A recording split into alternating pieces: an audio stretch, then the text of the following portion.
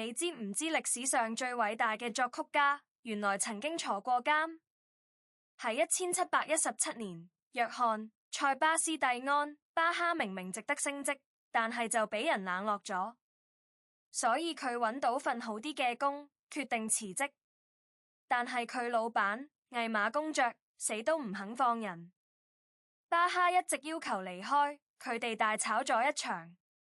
結果公爵竟然真係將佢揾咗入監牢。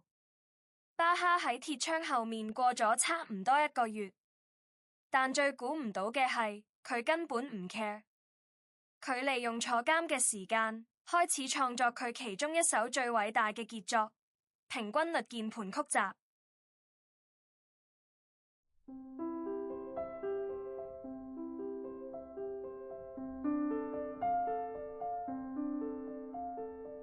公爵最後都係放棄咗，炒咗佢，仲放佢走。呢段坐監嘅日子真係夠晒勤力。想聽更多古靈精怪嘅音樂歷史，記得關注我哋。